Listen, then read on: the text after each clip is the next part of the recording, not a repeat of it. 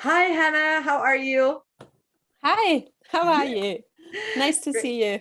You too. Oh, I'm excited for this interview today. Hi, everyone who's tuning in right now. I am talking today to Hannah Böhmer, and she is a mental fitness coach. This is really exciting. I love stuff with mental fitness, right? It does mean I can sit on my butt while I'm doing it, I hope. But Hannah, how about you tell all of us a little bit about you and how you got to be a mental fitness coach? Well, yeah, of course. Yeah, it sounds exciting and it sounds also a bit I hear people say, well, that's unique. I haven't heard of that. Are you meaning a sports coach? And I say, no, it's not a sports coach. It's a mental fitness coach. And actually, it's derivated from positive intelligent coaching. And I came to that actually before the first lockdown. And I had all my trainings done becoming a coach because I used to be a lawyer. I pivoted my career, became a coach, followed my passion to connect with people. And it was short before the first lockdown last year, Corona lockdown in spring, when I started to make a 6 weeks mental fitness training course in the Positive Intelligence Institute. And this helped me so much during the first lockdown just to be able, using certain techniques, to shift to a positive state of mind because I have 3 kids at home. I have 3 small kids. I had to do homeschooling, of course, a husband who was always at home. So enough reason to be stressed or I was overwhelmed. Yeah, I think everyone was because I don't know. It was such a horrible time. And also, it became a very good time. And I decided to go on with that training and education and became a mental fitness coach. And it took a year or something to the certification, a bit longer. Yeah. And yes, and I enjoy it very much because I like in my niche, empowering women and especially working moms, it helps them a lot. It's like a really a handy tool to have to be able to show them mental fitness techniques and discover their saboteurs and then explain them how to be able to shift to a just more sage way of yourself to find your inner voice or your inner, yeah, what is it, like a more positive state of mind. Yeah. So if I understand right, then you were, like many of us at home with little kids feeling overwhelmed. And that was kind of for you the moment that you were like, you know what? I am going to channel this challenge into supporting other women to get through it. Yes, actually, it was a bit like this. Yeah. I kind of tested it on myself and I opened my business a bit more than a year ago. And I started really to introduce it to my coaching, to my, let's say, normal coaching style. I used a bit of this and a bit of this. And I mean, you know that it's like an influence from everywhere and also your personality. And I really could help other women to get through the second lockdown, especially because it was mind-blowing. I really had some insights. I really had some insights. You were here, I right? was In the Netherlands. In the Netherlands. Yeah, I was in the Netherlands. Yeah. But yeah, you exactly. also have a super international background, right? Like how many countries have you lived in now? I lived in 7, and 3 of them or 4 of them with my family. And we traveled around a lot. And there was a nice souvenir I brought from each country in the last years because I got pregnant basically in each country we lived, in Shanghai and in Mexico and in the Netherlands. And so now I have 3 boys born in 3 different countries. But now we live and stay in the Netherlands. Yeah. And and now you're helping other moms increase their mental fitness. And what I would love to hear more about this, because this was something that fascinated me when we first had a chat about doing this interview, was these saboteurs, right? Like, so tell me more. Just imagine, like, everyone has limiting beliefs or something what holds them back. So if you would be able to raise the awareness what's holding you back and naming it, like this mental fitness research has shown that there are so-called 9 stereotype saboteurs. everyone has more or less a piece of each of these. And you can actually even do an assessment on your saboteurs and get to know your top saboteurs or whatever. So this is also what I introduce in my coaching, because it helps to get the insight. Because, for example, if you're in COO of a company and you motivated by negative emotions like the need to control others or whatever, it's very good to know where your intentions are coming from, what's motivating you. So if they're coming from your saboteur brain, which is the survival brain, left brain side, which kind of motivates you doing things with negative emotions, anger, sadness, frustration, whatever it can be, then when you are aware of it, you can actually anticipate or even, just clean your way from the obstacles.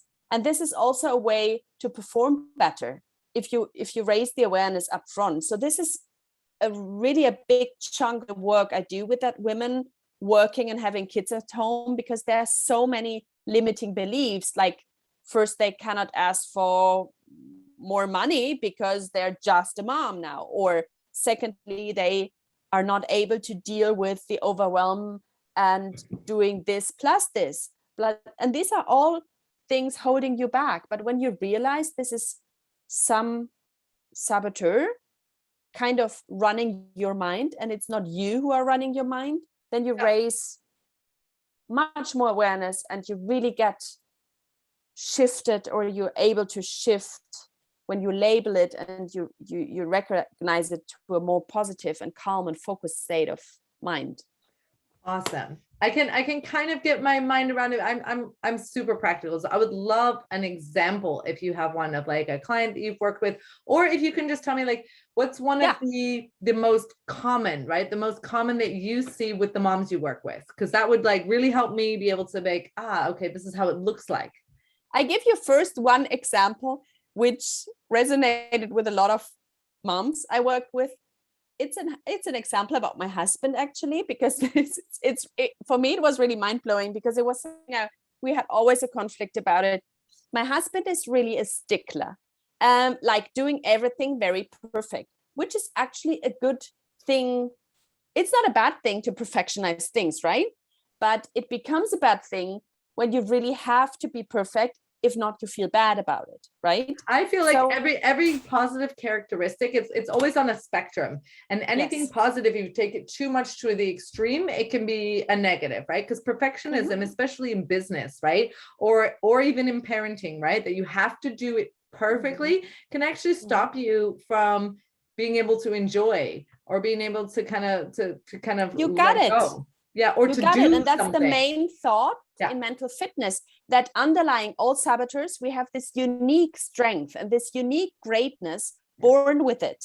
But we live on patterns developed in childhood or later in life, and we kind of live on them on that highway, and we cannot get rid of them because we are so used to them. So actually, something very good, if you are very, very restless, what's the bad thing to always grab the next donut? So jump from there to there. But underlying, there is a big fear, and it's you need to distract yourself, because if not, you need to confront your own fears or anxiety or whatever. So we need to look like under everything, and the strength of the stickler is to create perfectionism and to create something really in order.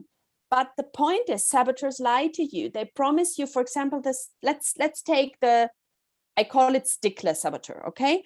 The promise is actually to give you the peace of mind when you created order, when you did something perfect, then you have peace of mind, right?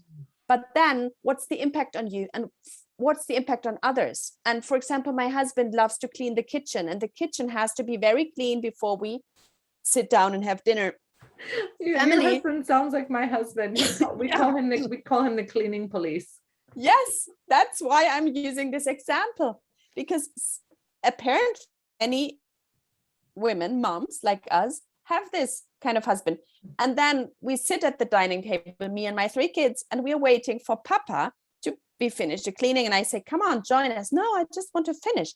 And then I think if he would realize, and that's the example I want to make, if he would realize that his perfectionism stands in the way of having a peaceful family dinner, that's the impact he's having on us. And on him, the impact is he's losing power on, let's say, the big group for gaining a little power over his stickliness. So this is an example on my husband. If I would do it with women, a very common one, what I see in working moms is that they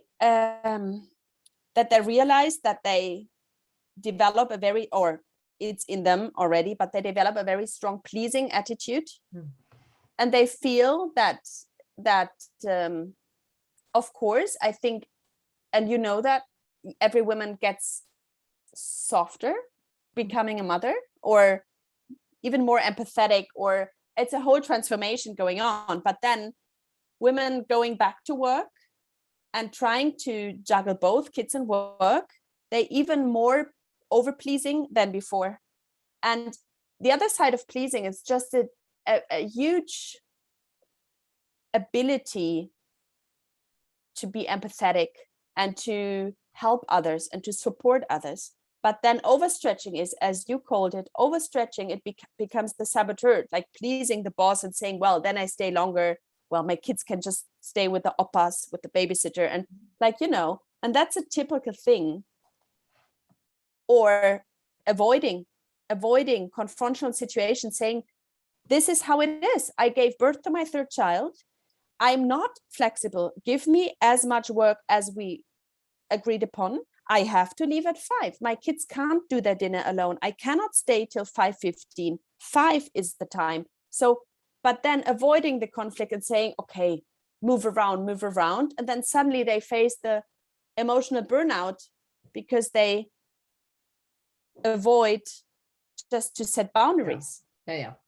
So I have the pleaser, and what do you call the one with the avoiding confrontation? Do you have a name for that one? Avoider. The avoider, the pleaser, and the avoider. And this is so recognizable from the stories that I hear from my clients as well, right? So and for myself as well. And I have to say it's not exclusive to women, but I do recognize that we have that a lot. And I think there's a lot more going on there, of course, with expectations of society, right? Like on a bigger level, right? Outside of the individual, that we don't always, there are, like, realistically, of course, some circumstances of which we have very little control over. Like if you talk about how the system, for example, is set up with working mothers and the expectations that we get to and be the ones taking care of kids, but also to contribute to society by working, whereas men's jobs have pretty much stayed the same for the last 100 years, right? We've just been adding more to our plate, right? Because we come home after a full week of work.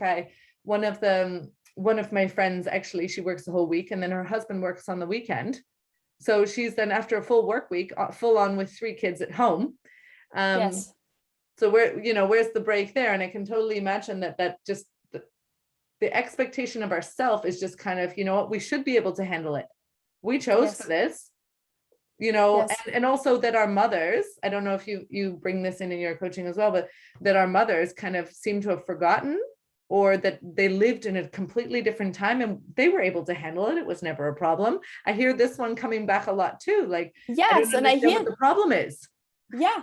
And I hear also a bit that they're so into this, actually they feel guilty because they work, or actually they feel guilty because they really wanted 3 children or 2. So they really have to make it up, like work more or be the best mom, or like they get even more critical on themselves. And that's actually the saboteur, which everyone has, judging yourself, judging others, and judging circumstances.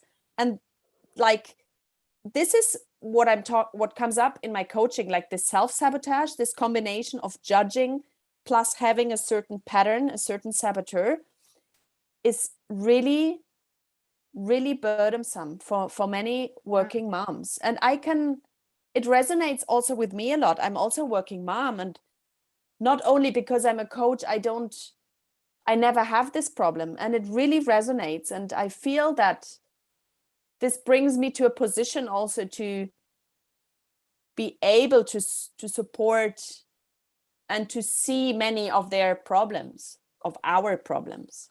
Yeah. And so I found like mental fitness and the positive intelligence approach very helpful. For example, many women going back to work face also the so-called imposter syndrome.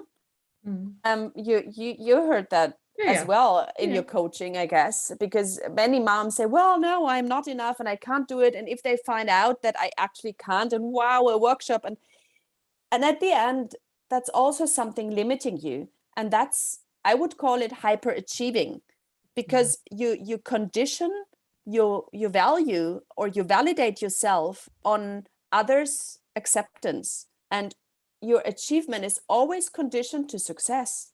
So you're basically nothing worth because if you don't succeed. So this is kind of getting into the spiral. But to let them see self-love cannot be conditional, and self-worth is never conditional. So this is just part of the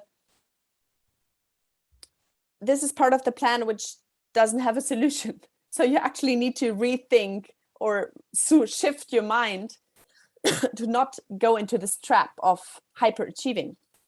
Yeah. No, I recognize the stuff on imposter syndrome. It's so common, and they've done a research. What was it that it was with people applying for jobs, and they found that women had to, when they were looking at a job announcement, for example, they had to for themselves hit 95% of the requirements for the job before they would even like apply for it. Whereas men, they would look at it like, oh, if I can do more or less half of that, then they would go ahead and apply, just because of this, that they were like, okay, well, I'll try it and it'll be fine. Whereas we have to have that list already. And I know for myself, this was also something that I looked at. Like I would look at it and say, oh, they need 5 years of experience in that. Well, I only have 3, so I shouldn't bother. Right? Exactly this. That's it. That limiting yourself already by not being perfect. Yeah. But like being perfectly imperfect. And the question is if perfectionism exists, and do we want to go for perfectionism? No. Like no. I don't really like the word. I've replaced perfectionism for myself because I have that, and I get stuck in I have to tweak my graphics until they're like perfectly aligned in the right shade of colors, and does that font really match, right? And I can spend forever on graphics and things, but I have to remind myself. Do I hear a saboteur here? Oh yeah, definitely. But I remind myself, I have my catchphrase in there. I'm like, done is better than perfect, right? Like done is better than perfect. And for me, getting the satisfaction out of those. And I like what you said about them don't let achievement conditional to success. And I tend to look at success not only as like achieving a goal, and this is something I work with my clients on too, right? Not just the goal, but all the other sources of success that have nothing to do with external. Because I think what you're saying is like, don't let your feeling of achievement be dependent on what other people think. So that external confirmation of who you are, rather look for it inside. Exactly. And then you only focus on the next achievement in career or in work or whatever. And then you say, I'll be happy when I reach that. And then you just focus. But what if no one sees that? Because what you feel inside is you're only accepted and you're only worth when you achieve that, and then you're happy. And then if it doesn't happen, then you feel like a failure. And then people tend to go into burnout, because this is something not matching their inner feelings and outer experience. So they really live on the highway, on the path that they kind of, the self-acceptance is conditioned to success. So this is also a very huge inner conflict, because acceptance is not conditional, because you first have to accept yourself. And to love It's yourself first and the all this. being. And It's first the yes, being, then the and doing, then the then having, doing, right? Like if you look and at the it that little way. baby steps on the way. This is what you were saying a bit, like this is what to focus on. This is where the joy comes from. Like just focus on what you're doing now. Yeah. And And then recognizing every little thing that we do right. I think too often we focus on exactly that, those quote unquote big. I really try and stay away with my clients from big and little and recognize every single success, because every little bit adds up to a huge change over a long period of time. But we're often so focused on those big things. And the dangerous part about that, I'm not sure if you've seen this as well, is like we'll go and go and go for this big goal, and then we'll get there. Oh, and that's it? yeah. I thought it And would feel better. Like I thought I would, we tend to idolize that end goal. When we get there, then I'll feel better. Then I'll feel satisfied with my life. Then I'll be a good parent, but or then I'll be happy with my body. There are so many different ways that we're like, okay, when I get there, instead of embracing it in the here and the now, and recognizing every step we take and enjoying the journey, because then it takes all the joy out of it, right? We get there and we're like, oh, meh, that's it. And it was like, wait, that was the thing we were working so hard for this whole time. Oh yeah, it's so recognizable. And this is also where mental fitness and some techniques come in. For example, 3 times a day, 30 seconds break, a certain physical sensation. It's all right, come on, hit us with some practical tips. Do this. This is one that I would love, that if we can say, hey, what are like your golden tip or your golden few things that you're like, yes, this will always help you to kind of get yourself more into that positive mental space. Yeah. The moment you feel negative emotions arriving, just take a breath and label them. Recognize them and label them. You don't have to call them, oh, my stickler's there, hi, or here's the controller, or oh, avoider. But if you can, fine. If not, just label the negative emotion. And then stop for a second. And that's where self-command comes in. Just stop. And this is also, in neuroscience, you also call it a shift, because your survivor brain, you kind of cut the transmitter of the survivor brain. This is what you do. You activate, you deactivate, or intercept the survivor brain, which gives you the possibility to shift to the right brain side, which causes more positive emotions. So you stop, you label, you pause. And then what I teach my clients is, for example, if you close your eyes and rub gently 2 fingertips against each other, so gently that you feel the fingertip ridges, and you concentrate on this physical sensation, just feel that. 30 seconds, so you really tune into this physical sensation.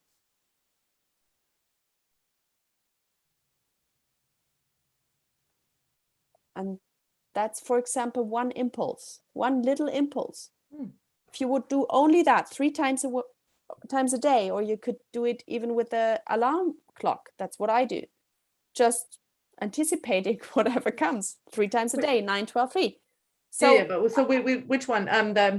The first, right? Stop, label, pause. This is what I actually, it's always important when you feel negative emotions are arising and you cannot know, that's the first thing to practice, that you are able to recognize emotions as negative, stop, label, and pause.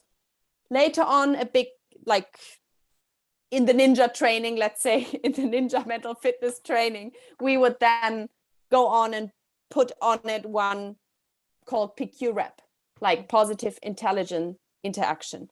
So giving your body, meaning also the brain, one physical sensation. And it reminded me in my training a lot of the tapping method psychologists use to relieve traumas. That's a bit it. You give EFT. an impulse. You're talking about EFT, right? Yeah, Emotional freedom technique. Yeah. Yes, I just remembered the German name and I was like, what is it? EFT. EMDR in German. That's different. It's different. Isn't that that's emotional free? Maybe it's the same thing. All right, I could get them mixed up because in Dutch it also has the EMDR. But I know EFT is emotional freedom technique. That's the tapping.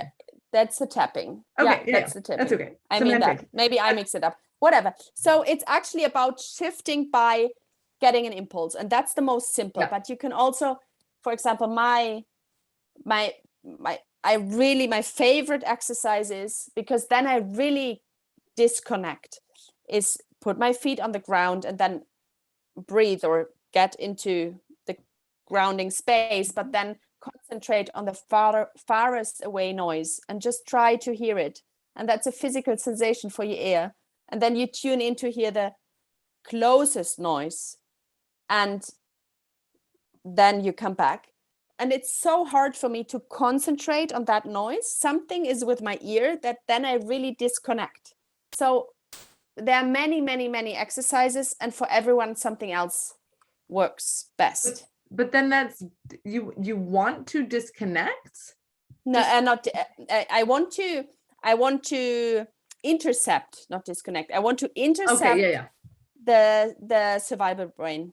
Yeah, because you said disconnect before, and I was like, wait, I thought we wanted to connect. Sorry. Okay, no, intercept. This is good. Intercept. So hazards of 5 languages going on in your brain, I know. Yes, that's it. And yes, exactly. All right. Sorry. And I'm curious because you mentioned a couple times here, you mentioned negative thoughts. Where do you draw the line between, or how would you recognize when something is like a negative versus just a thought? That's one that, like, for me is always the same with emotions, right? Like negative or positive emotions. I tend to just take a step and just call them emotions, because that's really we tend to put this very subjective label. It's not objective at all whether something is positive or negative. It's just a thing, right? It's just an emotion. So I'm curious as to where you draw the line with these negative thoughts. First, all negative emotions are something which are intentional negative. So I'm getting angry because I feel that the circumstances, pandemia, whatever, don't allow me to travel. Well, that's the reality. Don't give me whatever. So, and then I'm creating this anger, which is my motor. So my intention, well, it's not an intention, but my negative emotion is definitely from a place which is not grief, or which is not. It's an emotion towards something. Yeah. And I find it difficult to explain. I was just gonna say, I do think it's just, I kind of put you on the spot, because it's a dilemma that I myself look for as well with them, where to label things and what to stay away from, because in some circumstances, label emotions, for example, that can be that are labeled as negative are very cathartic, right? Like, and it's indeed what you already started with, was that creating the awareness that you stop, you say, I kind of, for myself, because you didn't demonstrate this, but I was like, hello, anger, or hello, irritation, like, and then the, all right. And then allowing, I can imagine that that's then taking a step back and giving it the space, but in a way, I understand what you were saying with disconnecting, disconnecting from it being me. Yeah, and just from it's being run by this, being controlled by this. So it's what I meant. It's the being able to detach and to actually to detach the control of that. Yeah. So I'm no longer being run by my emotions. I'm recognizing that they're there. I'm validating it's fine that they're there. It's just they don't control me. I'm the one who's in control. Exactly. You have an important interview, a presentation the next day, and you're really stressing and having a lot of anxiety and running over the workshop, project, whatever, over. And then you wake up at 2:00 in the night, 3:00, 4:00, and you cannot sleep. And you kind of, I'm not enough. I can't do this. Blah, blah, blah. So this is actually your mind working as your enemy. And we know that your mind can be your best friend and can be your enemy. And this is, you hear it. That's your mind working in contra. But if your mind tells you just to have a break, have a meal, or disconnect from this work from the next day, go to bed and sleep, this would be your mind acting as your friend. So actually, your mind can be your best friend, but also your best enemy. Yeah. And what you want, and this is, I'm just picking up what you said, what we want is actually that you control your mind, and you're not controlled by your mind. So this is maybe exactly, or for example, you put your hand on the stove, what happens? You take it away very fast because you burned your hand, right? So the question is, was pain good for you? That's one of those primal responses, right? Yes, but the pain, exactly. But the pain was good for you because it was kind of a wake-up call. It was a warning. It was a warning, and it was, you won't do it again. And the same with negative emotions. They can be good for you, yes. And people say, well, my saboteur helps me to achieve all this, so why should I get rid of it? Yes, actually, negative emotions can be your motor, or like revenge. It's a huge negative emotion. And it can that's my saboteur trying to save itself. yes, exactly. But then you can say, well, negative emotions can be your motor and they can be helpful, yes, but just as a wake-up call. But when you let yourself drive in negative emotions, and it doesn't matter if it's grief, if it's anger, frustration, whatever, just if you soak in there, what happens? You really lose touch with yourself, and with the empathy for yourself and others, you really lose touch because you're just like floating in this negative emotions. I like the metaphor with water. I can totally imagine then it's okay to take a sponge bath in the emotions. But brilliant. not to take a long soak where you turn into like those prunes, right? Like, like there's the fine difference. It's okay to have contact with it. It won't be bad for you. But if you spend too long in it, it isn't going to be pretty. Yes, exactly. And this is with the saboteurs. Yeah.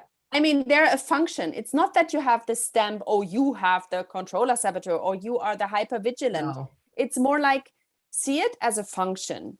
And they had their time, but now they don't serve you anymore. No. So this is why in my coaching, I'm trying to raise the awareness of the individual saboteurs. Yeah. When I see they don't serve the people, the women I'm supporting. So it's not that they come to me and I say, well, now let's go and work on your saboteurs. It's more like they pop up and I feel they're not serving them anymore. So what is it? How can we kind of, weaken them by strengthening the positive mental muscle, let's say it that way. And it's actually a muscle. You can see it in MRI. If you train 6 weeks, 3 times a day, 2 minutes, you really see a muscle growing on your right side, like getting bigger. It's fascinating. Yeah, that's really cool. I was like, hook me up to a thing. I want to be scanned. Yes. But even that, I can imagine that just a 2 minutes, 3 minutes of mental exercise, right? Because that's then those 3 things, right? That you stop, you label, and you pause, and then you do your finger rubbing and the feet on the ground and focusing on the furthest away sound and the closest sound. That doesn't take very long. And yet it takes not only the mental discipline, but making it a priority in your life. Mm-hmm. It's like self-care. It's like a topic we both care about so much. Self-care. And it's a part of it. It's really a huge part of it. It doesn't matter if you can also very meditative, make your fingers, do a pedicure or whatever, or listen to music, or do a mental fitness break. That the point is, even for self-care, you need a certain discipline, because if not, you lose yourself. And that's why it's so important. Yeah. But that's it's also why setting systems up, right? It's also setting the systems up to support, because it's not only discipline. We have to set up systems, and we have to make it a habit. And we've gotten, especially with having young kids, and you have 3 as well, right? We get in the habit of taking care of other people and putting others' needs before ours, or dealing with the things that we think are essential, like my kids have to have laundry and a meal, a healthy meal on the table, and this, and then, but then the and list keeps growing, and somehow we lose track of what are the actual essential things and what are the things that actually could wait until we've taken care of ourselves first. And we're at the very, very end, and usually we're kind of exhausted at the end of the day, like, oh, that soak in the tub, it's so late, I just want to go to bed, right? Yeah. Or it's, oh, the salon is closed, I can't call and make an appointment. And we get totally out of the habit because we're so busy serving others.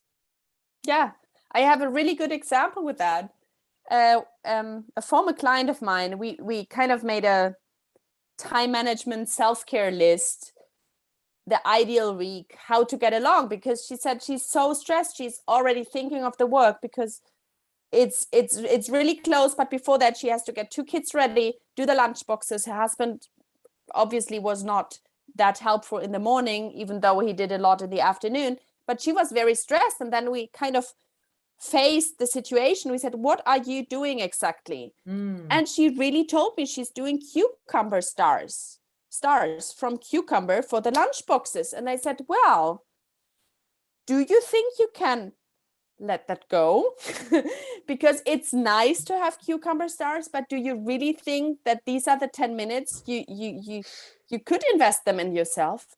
And it was such an insight for her, because really she thought, wow, I can have 10 minutes for myself in the morning if I don't do that.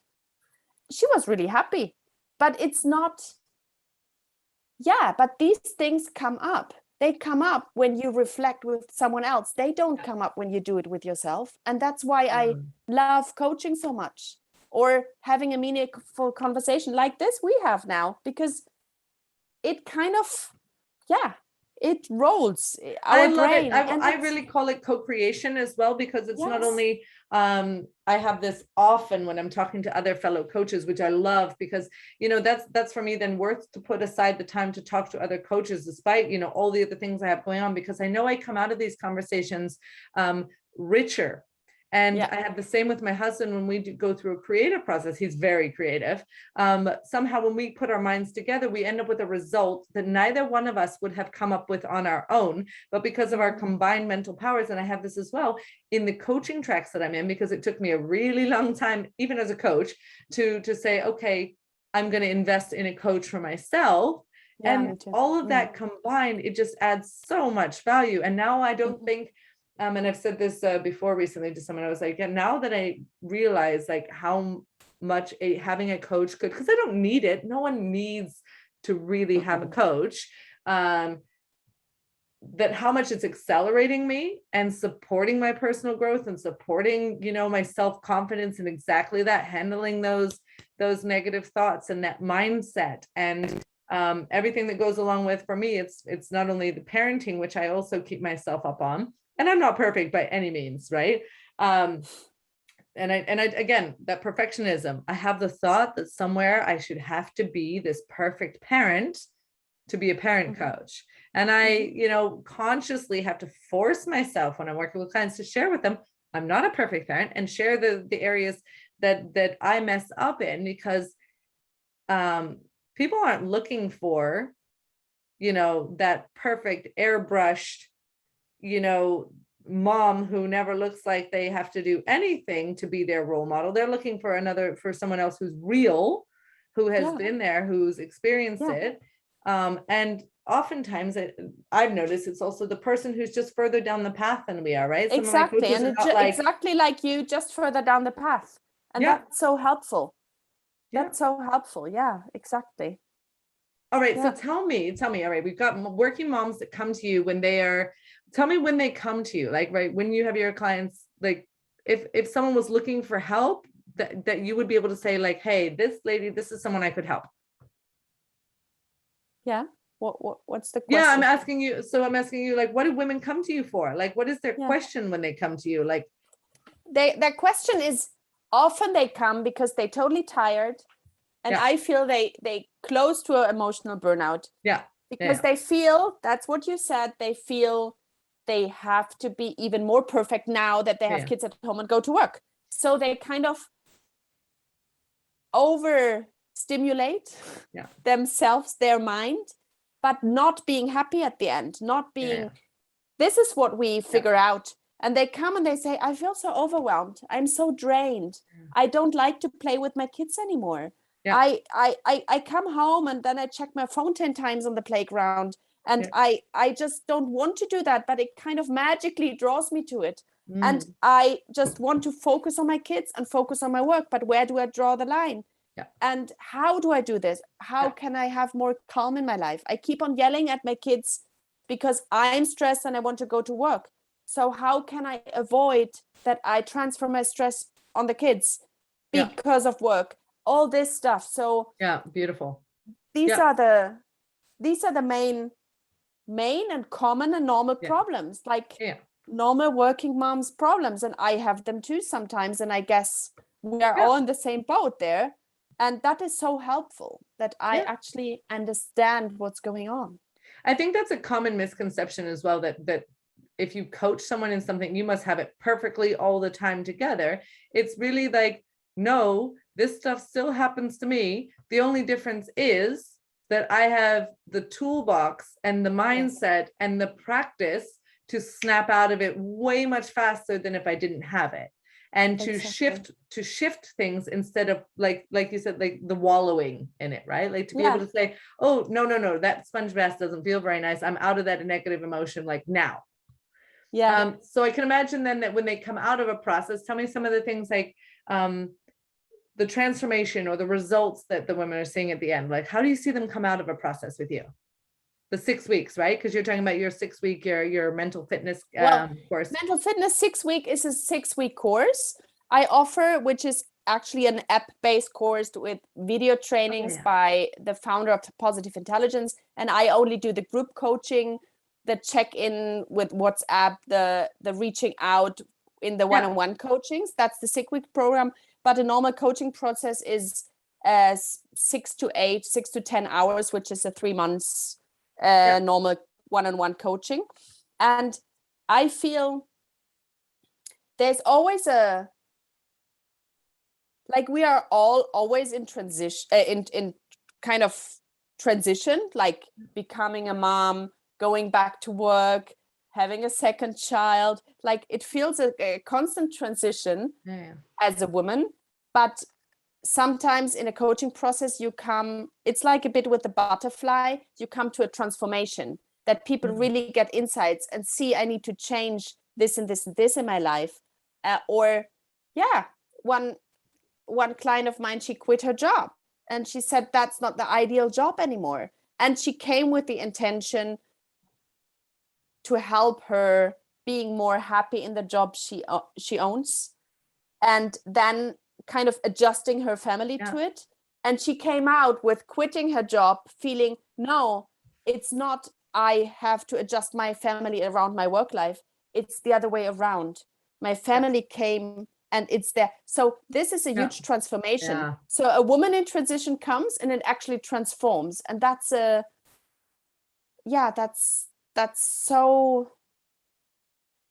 heartwarming to see and such a wonderful experience to be able to support someone. Totally. Or just a little insight. I actually had a client beginning this year, a man, and he called me and he said, are you actually also coaching dads? And I said, yes, I do. I predominantly coach women, but it doesn't mean I exclude anyone. So let's have a sample session and see if we are imagined. I really thought he was such a brave man facing all his saboteurs and demons, and he found himself being very negative, and he came out much more positive. And they were short before separating each other because the kids, and it was so overwhelming, and he had this 45 hours work, and he was also originally from a country where I know the mindset is very working, and then I experienced, and he gave me as a feedback his huge success was to recognize where his stress comes from. And I explained in mental fitness that stress can only exist if you're not in the moment. And in the moment, you're already thinking of the next meeting or of your past. This is the sneaky stress getting into your head. this is where stress comes when you're just focusing on what you do, and it can be painting a picture with your kids or baking cookies or giving a presentation at work, but just this one thing, stress cannot exist. And we had this example that he always gets very upset and frustrated with his kids because they're not fast enough in the morning, shoes, jackets. And it was so recognizable for me, right? It was like, oh, yes, I know. And he said his kids, they're very, very small, already say, oh, are we going to be too late? Are you stressed? And this is the moment where he realizes, oh, I overstepped the line. I transferred my problem. So he asked me, what can I do? And I said, imagine, just think about this pink shoe you have to put on that feet. Just feel it, touch it, have the physical sensation. Then the other pink shoe. Then just that. Then you're much faster at the end. Stress cannot sneak into your head. And he tried that. So we actually did a little mental fitness practice on his kids' dressing.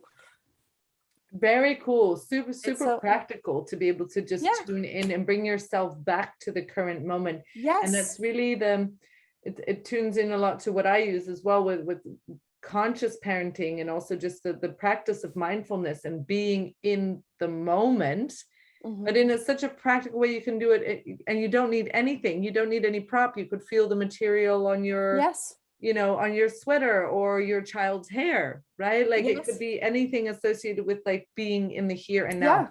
I love that. Okay, fantastic. I think we've gotten some really amazing gold out of this.